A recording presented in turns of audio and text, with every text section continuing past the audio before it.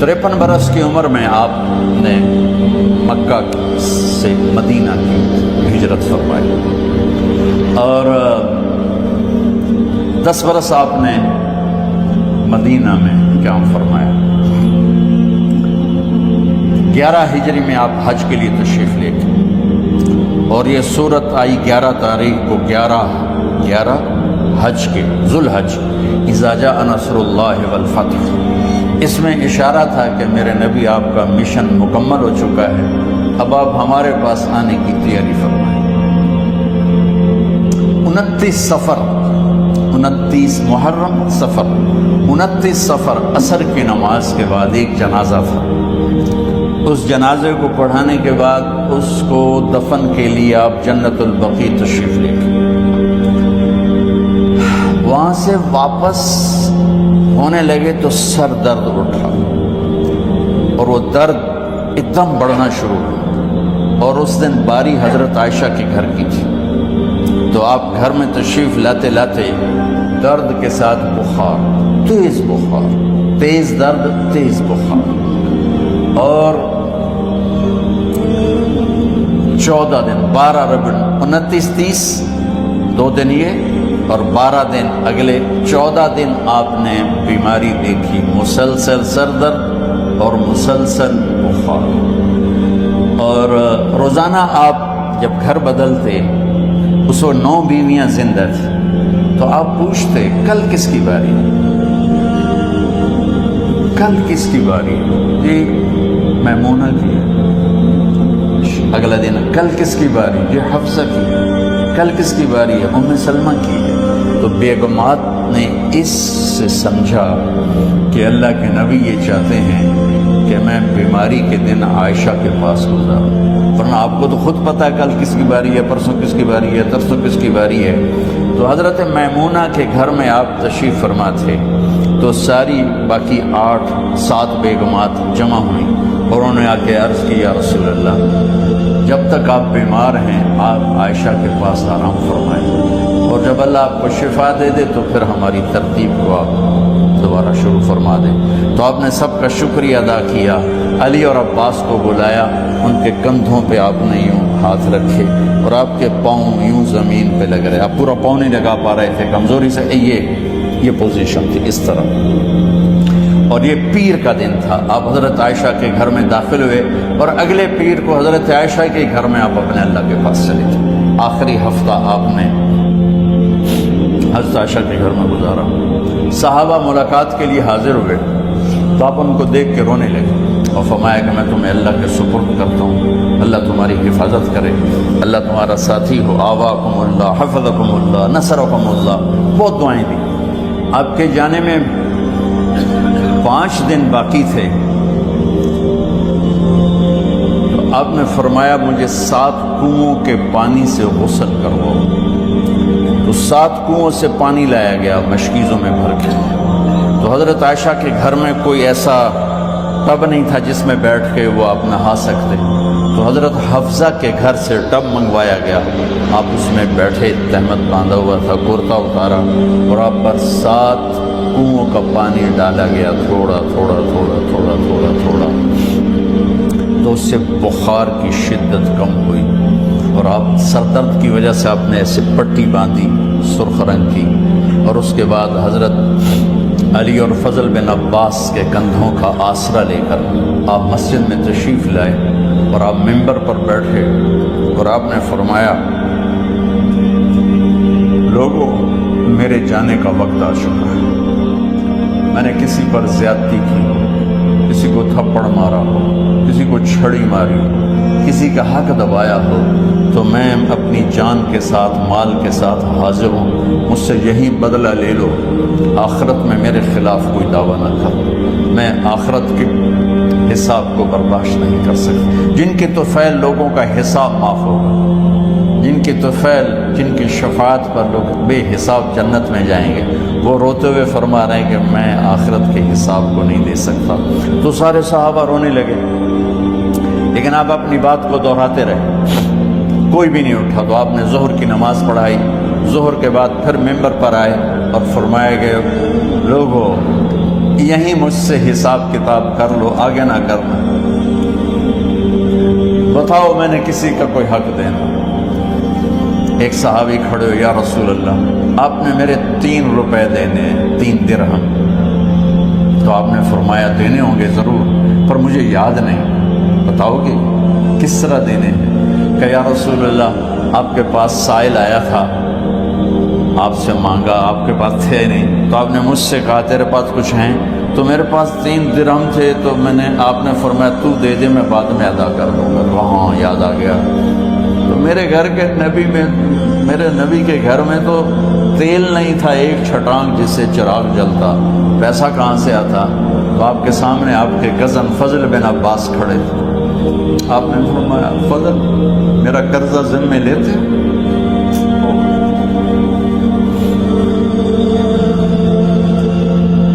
جن کے لیے کائنات سجائی گئی، جنت کی چابیاں جن کو پکڑائی گئی، جاتے ہوئے 3 روپے دینے کی ہمت نہیں تھی، تو فضل میرا قرضہ ذمہ لیتے؟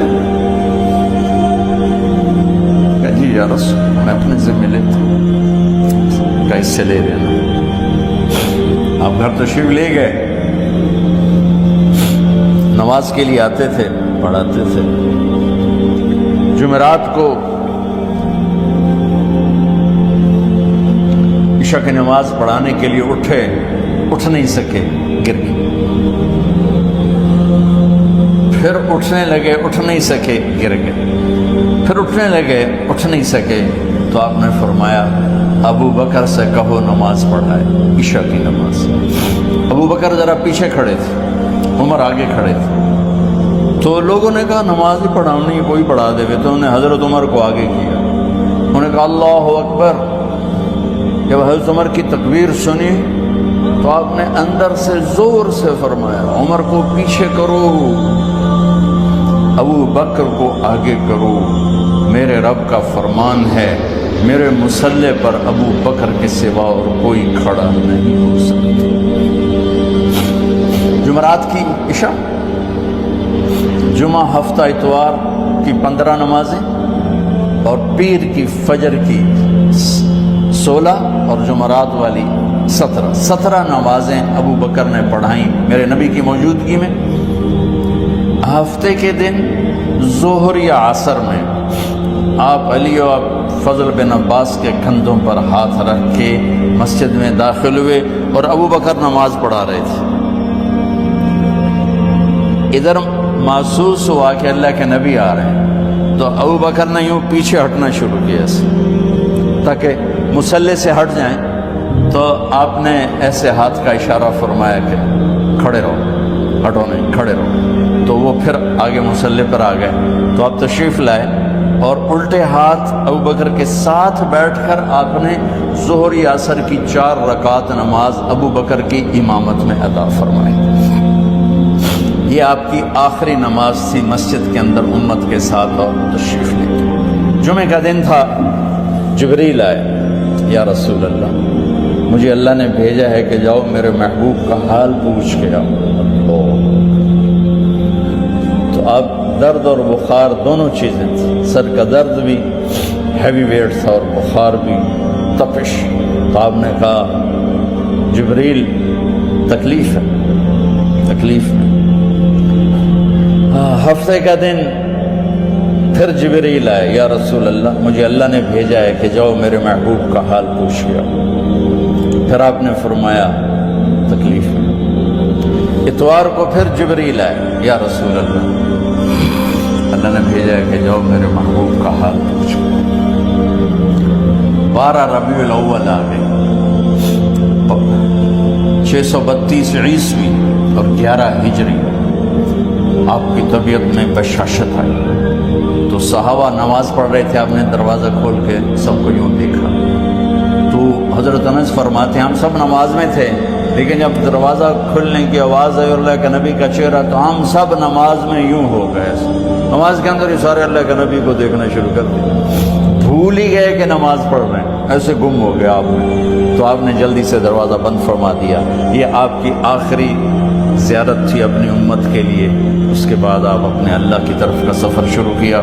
تو اشراق کے بعد آپ نے اپنی بیگمات کو بلایا، ان کو بتایا نہیں کہ میں آج جا رہا ہوں، سب سے ملے، سب کو الوداع کیا اور انہیں بھیجا۔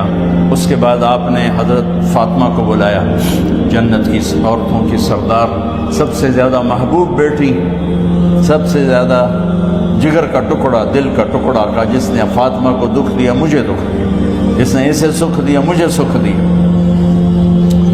ہاں، ان کو قریب کا، بیٹی قریب ہو، تو ان کے کان میں کہا میں جا رہا ہوں۔ وہ رونے لگی، کہا لگا رو نہیں، چند دنوں کے بعد تیری میری ملاقات ہو جائے گی سب سے پہلے۔ تو 6 ماہ بعد حضرت فاطمہ کا بھی 24 سال کی عمر میں یا 25 سال کی عمر میں انتقال ہو گیا۔ ان کو رخصت فرمایا، پھر آپ نے داماد مولا علی کو بلایا، ان کا سر اپنی گود میں رکھا اور ان کے سر پہ اور کمر پہ ہاتھ پھیرتے رہے اور ان کو دعائیں دیتے رہے۔ آہستہ آہستہ تھی، آواز اونچی نہیں تھی، پست آواز تھی، اور یوں سر پہ کمر پہ، سر پہ کمر پہ، اور دعائیں دے رہے۔ ان کو رخصت فرمایا، آخر میں اپنے جگر کے ٹکڑے حسن اور حسین کو بلایا، جو ہی سینے سے لگایا آنسو شروع ہو گئے۔ بیویوں کو رخصت کیا، خاموش، بیٹی کو رخصت کیا، خاموش، داماد کو رخصت کیا، خاموش۔ جو ہی بچوں کو سینے سے لگایا تو آپ کے آنسو نکلنا شروع ہوئے۔ ایک زہر میں تڑپ تڑپ کے مرے، ایک کا سر کٹ کے نیزے پہ چڑھا۔ میرے نبی آگے آنے والے زمانے میں دیکھ رہے تھے کہ میرے بچوں کے ساتھ کیا ہونے والا ہے، اس پر آپ بے قرار ہو کر روئے، بولے کچھ نہیں، ان کو بھی رخصت فرما دی۔ جب وہ چلے گئے تو جبریل آ گئے، یا رسول اللہ، باہر ملک الموت دروازے پر کھڑا ہے، اندر آنے کی اجازت چاہتے۔ تو آپ نے فرمایا آ جائے، میں نے کب روکا؟ تو ملک الموت اندر آیا، ایک فرشتہ اور بھی تھا، کہا السلام علیکہ یا رسول اللہ، یا رسول اللہ میں آپ کو سلام پیش کرتا ہوں، میں نے کبھی کسی کو سلام نہیں کیا۔ آپ کے رب نے فرمایا جب جاؤ تو اجازت لے کے جانا، بن اجازت اندر نہ جانا، میں کبھی کسی سے اجازت نہیں لیتا۔ اللہ تعالیٰ نے فرمایا آنا چاہیں تو لے آنا، رہنا چاہیں تو چھوڑ کے آ جانا، یہ اختیار اللہ نے کبھی کسی کو نہیں دیا، آپ پہلی اور آخری ہستی۔ تو آپ نے فرمایا اگر میں اجازت دے دوں تو میری جان نکالو گے؟ تو اللہ کے امر کا تو آپ نے جبریل سے پوچھا کیا کہتے ہو، تم کیا کہتے ہو؟ جبریل نے کہا یا رسول اللہ، اللہ آپ کی ملاقات کے شوق۔ میرے بھائی بہنوں، اللہ سے یہ دعا کیا کرو، یا اللہ ایسی موت دے جب جانے کا وقت ہے تو ہماری ملاقات کے شوق۔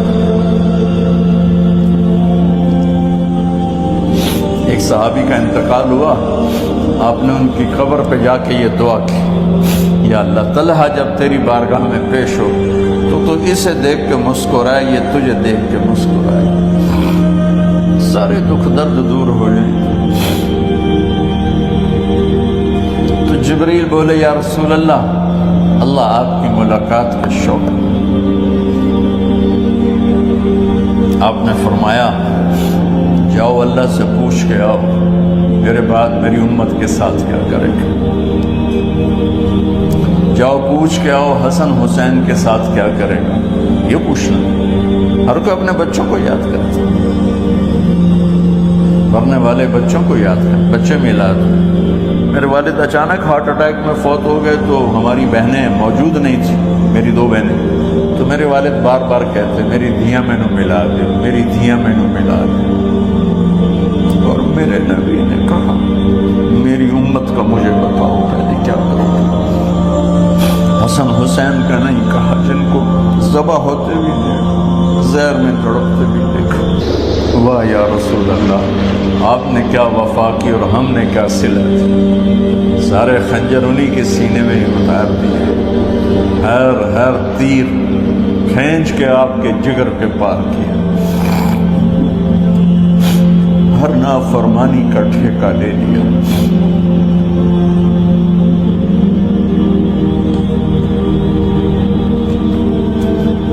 آؤ پوچھ کے آؤ میرے بعد میری امت کا کیا کرے گا.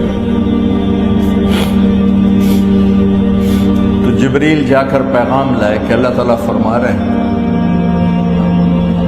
ہم آپ کی امت کو تنہا نہیں چھوڑیں گے. میرے رب کی عزت کی قسم خواتین و حضرات، میرے رب کی عزت کی قسم، میرے نبی یہ بات نہ اٹھاتے تو کوئی ہم میں خنزیر بنتا، کوئی بندر ہو جاتا، کوئی کتا ہو جاتا، کوئی سانپ بچھو بن جاتا.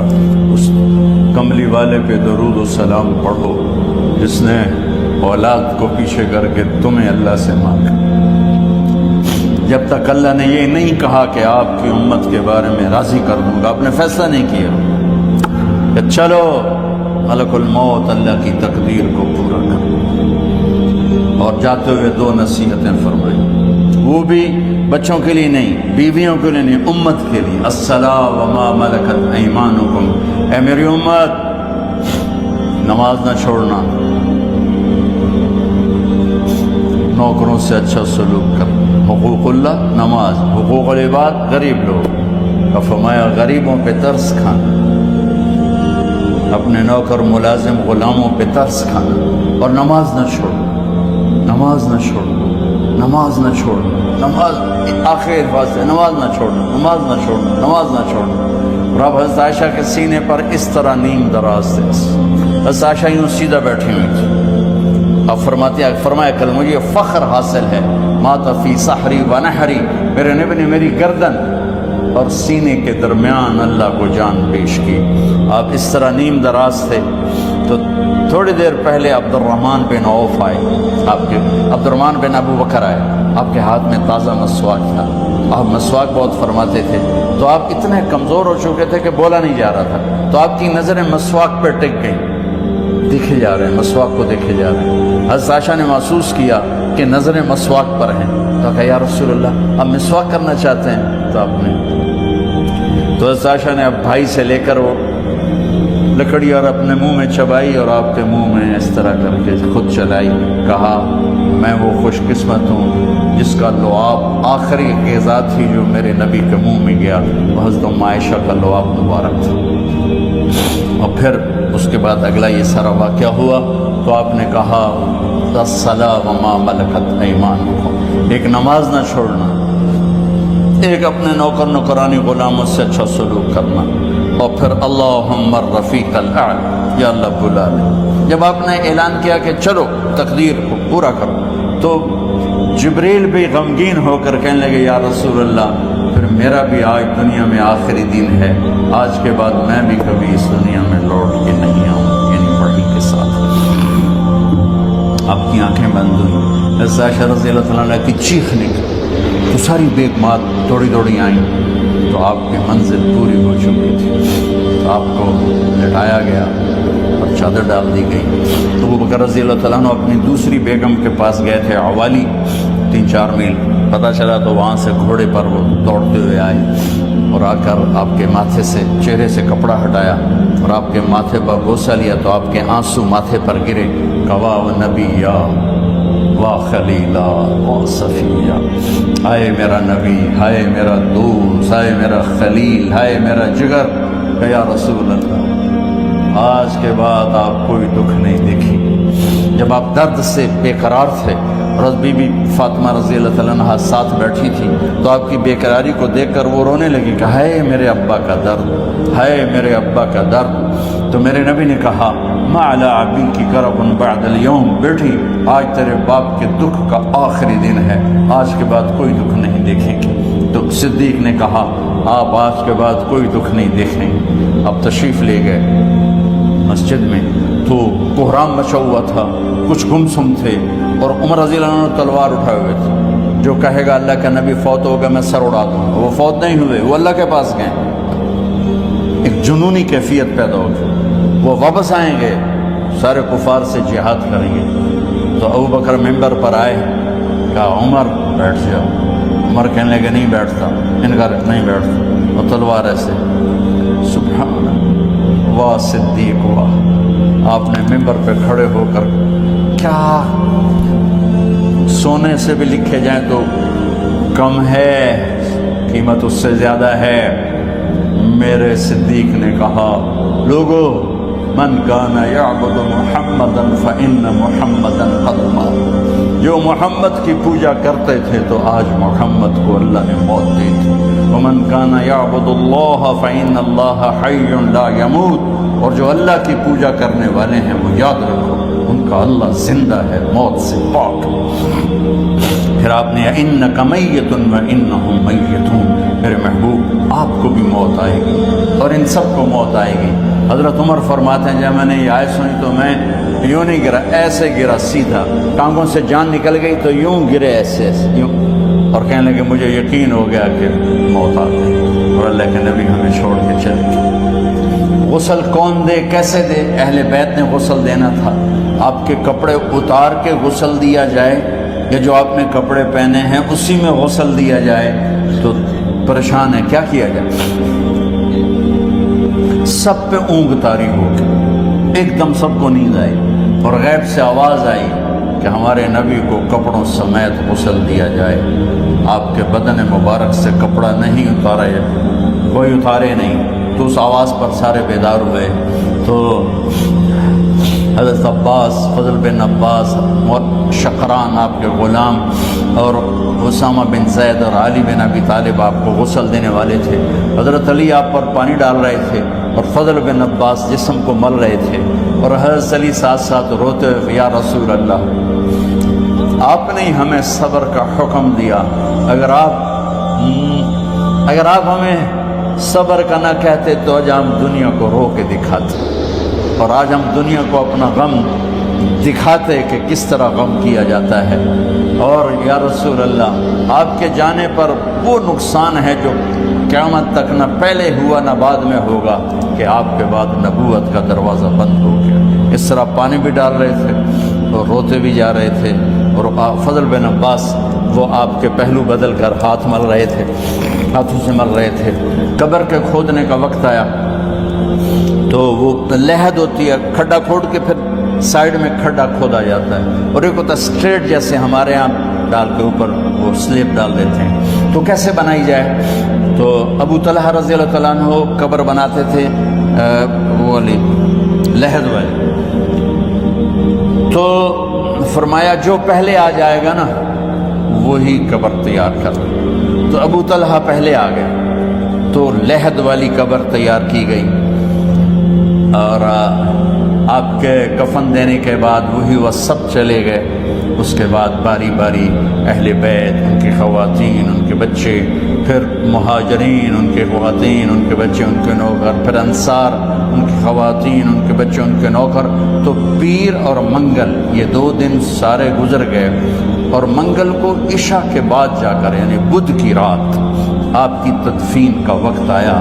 تو جب آپ کو قبر میں اتار دیا گیا تو مغیرہ بن شعبہ رضی اللہ عنہ کھڑے تھے، انہوں نے اپنی انگوٹھی اتار کے اندر پھینک لحد، تو پھر کہنے لگے علی کہ میری انگوٹھی نیچے گر گئی ہے، اٹھا لو۔ ایک بہانہ کیا نبی کو بوسہ لینے کا، انگوٹھی پھینک کر فرمانے لگے علی وہ میری انگوٹھی گر گئی ہے، اٹھا لو۔ سب دیکھ رہے تھے کہ پڑی ہوئی کہاں، اٹھا لو۔ تو انگوٹھی کیا اٹھانی تھی، نیچے جا کر اللہ کے نبی کو لپٹ گیا اور دھاڑ دھاڑ رونا شروع کیا، سب صحابہ کی چیخیں نکال دی۔ انگوٹھی تو ایک بہانہ ہی تھا، آخری شخص جس کا جسم نبی کے جسم سے ٹچ ہوا وہ مغیرہ بن شعبہ ہے۔ تو پھر سب نے شور مچایا کہ باہر نکالو، باہر نکالو، باہر نکلو۔ باہر نکلے تو اینٹیں لگائی گئیں، پھر مٹی ڈالی گئی۔